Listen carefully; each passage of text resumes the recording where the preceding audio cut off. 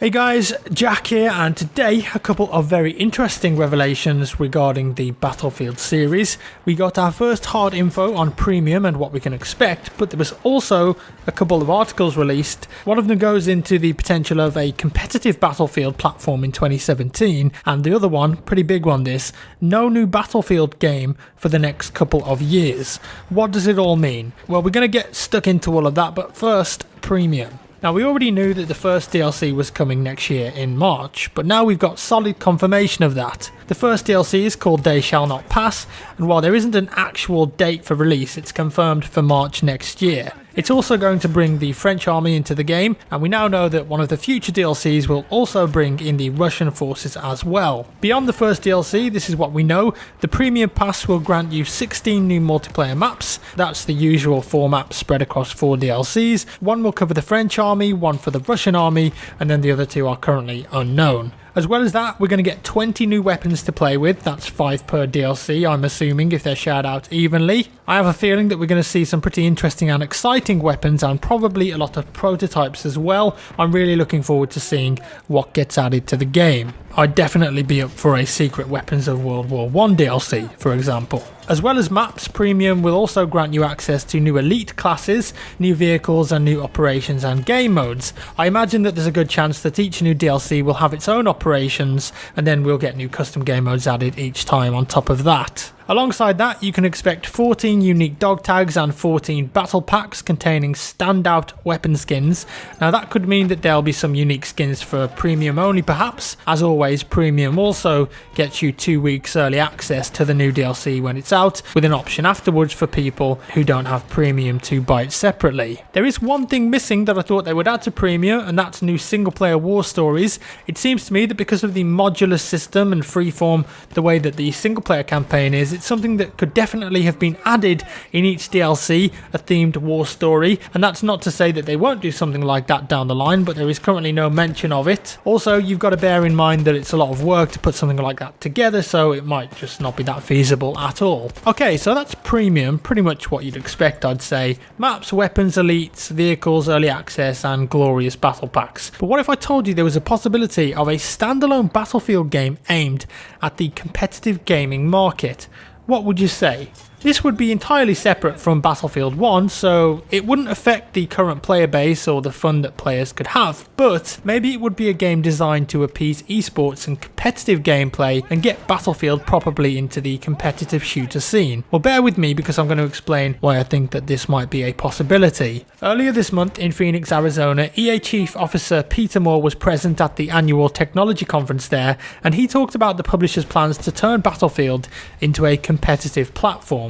Here's what he said back then, and this is thanks to a website called DualShockers, so I will link the article in the description below. We've watched this with great interest for the last couple of years and decided in the last 6 months that the time is right to start to invest in this, and not only on our licensed properties, but even you'll see us in calendar year 2017 fully engaged with our Battlefield franchise, a wholly owned IP, and starting to build our competitive game modes as part of that franchise. Okay, so Peter Moore, he's been heavily invested in esports for a long time now in his role as chief officer, but primarily esports has been something in terms of EA for FIFA and Madden. Their sports games have done extremely well. Of course, BF4 did have an esports scene, and in fact it had way more money up for grabs than a lot of people realised. Over 5 seasons of professional tournaments with LAN finals in Germany, offering €20,000 in prize money. Obviously that pales in comparison to a game like CSGO, but the scene is there. BF1 on the other hand just isn't very well suited for competitive play. I love the game in a public sense, I think it's fantastic for the most part, but it's for jumping on with mates and having a blast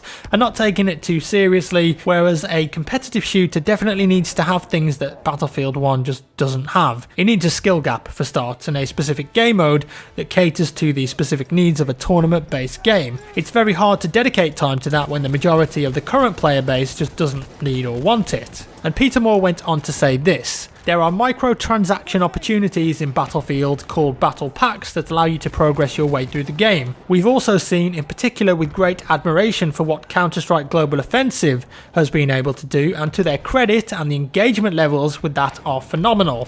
will simply sell more copies of Battlefield with the fact that there are competitive types of gaming modes built in to allow people to compete. Now, I find it very interesting that they comment on CSGO because I don't think they've done this before, and arguably that's the perfect example of a competitive game done right over the years. It has no compromises. The game is made to be a balanced and competitive shooter, and the rest just falls into place, and the games that the public play in matchmaking are more or less the same as what the pros play at tournaments. Sure, CSGO definitely caters more for the masses now than, say, it did with older versions, but the competitive aspect is still and always will be there. Right, so a separate Battlefield game then. Where on earth are you getting that from, Jack? Well, I am of course just trying to put two and two together here, but the reality for me is that BF1 is not a competitive game, and you can add modes to it, but the reality is that the base game just isn't suited to esports, and you can't go messing about with a fun formula just to make it that way. Right now, the only game modes you could use are Domination and Rush. War Pigeons just is nowhere near a comp mode, and Conquest and Operations are too large. Domination, on the other hand, was so hated as a competitive mode on BF4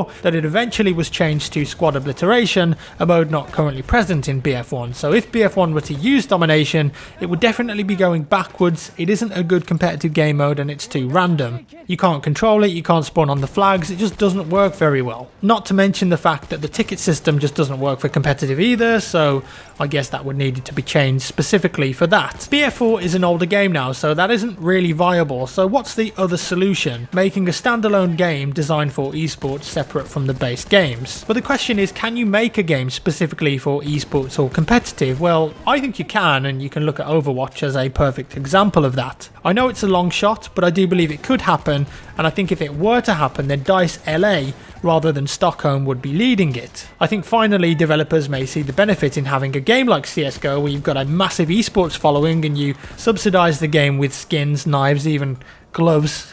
Now in CSGO's case, I'm surprised developers haven't done it sooner. And just to back this up with a little bit of evidence, back in 2015 we had suggestions that DICE LA would be working on their own game eventually. EA Studio Executive Vice President Patrick Sutherland said of DICE LA, they've really not only created good stuff, they've taken over Battlefield 4, I'm guessing that's in reference to CTE and the expansion packs they made, and they've done a great job with BF4 since the launch of it. They've built great expansion packs, but more importantly, they've created an identity for us in Los Angeles. And also, EA CEO Andrew Wilson added, I have no doubt that DICE LA will be building their game at some point because it's a really passionate group of people. I think that's a pretty big hint there. Also, I've noticed in a couple of those hey come and work here videos that DICE LA have put out, from time to time you can see screens of the stuff that they're working on, and in a couple of screens there's a character model and animations that I don't recognise from any current Battlefield game. Of course, these models and animations could just be from anything, could just be someone practicing, working on whatever, so it doesn't really confirm anything, but I thought it was interesting enough to include in this video. As well, in these videos specifically made for DICE LA, we see "This is our Battlefield" crop up on multiple occasions, and if that's not a hint, then I don't know what is. Now that in itself doesn't mean they're now working on a standalone game, but I guess it's if the shoe fits. With BF4, DICE LA had a tremendous amount of work to do and claw back the player base with the CTE to help get the game going in the right direction. But even though BF1 may end up having a CTE, I don't see it as much of a priority as it was with BF4 because, simply put, for the most part, BF1 works. It functions well, it doesn't crash all the time, it's fine in that aspect, it just needs balancing and a few bug fixes. I'd like to think that the CTE in BF4 came around because the game was fundamentally broken when it launched. The need arose because of how bad the launch of the game was and just how unstable it was, and then when DICE LA had fixed all of that stability and most of the bugs, CTE then kind of turned into, hey, test out these new DLC maps or these balance changes. Therefore, I just don't see it as being a massive priority for Battlefield 1. And of course, that gap of workload there could potentially leave DICE LA with the opportunity, the time and the money to be working on a standalone title of their own. So when could this game release then? Well, it looks like if it were to happen, it wouldn't be next year. EA CFO Blake Jorgensen has said, "We don't have another Battlefield for a couple of years," at a recent speaking event, but interestingly, when Peter Moore was talking about Battlefield, he did say this, "But even you'll see us in calendar year 2017 fully engaged with the Battlefield franchise, a wholly owned IP, and starting building up our competitive game modes. like I mentioned earlier. He suggests that they'll be working towards something, so maybe perhaps a release date is more into 2018, or something else to consider is a Battlefield spin-off. Is that being counted as another game in the series? Could we see a Battlefield Special Tactics or Battlefield fill in the gap here type spin-off game aimed at esports? And in that Blake Jorgensen article, it also goes on to say that DICE are going to be focusing on Battlefront 2 and making that much bigger and broader than the first game, because obviously a lot of fans complained that there wasn't much depth in the game. But something that Peter Moore also touched on is that the idea of trying to get a FIFA Ultimate Team model into a Battlefield game, something I think that maybe we'll see down the line in some shape or form. Of course, this is all speculation and me trying to read between the lines, and DICE LA may not be working on a Battlefield game at all. In theory, they could be tasked with a different game entirely, or be simply focusing on assisting with BF1, but I think if EA are serious about turning the Battlefield platform into a competitive shooter, and that's a very important choice of words, then they'll probably need a standalone game to do that, and I for one really look forward to seeing what they do there. So there we have it, that's all for today folks. Let me know your thoughts down in the comments below. No Battlefield game for the next couple of years, and are DICE LA or DICE Stockholm perhaps working on a standalone Battlefield competitive esports game? Only time will tell. If you enjoyed the video, give me a thumbs up. If you didn't, a thumbs down. Thanks for watching as always guys, and I'll see you in the next one.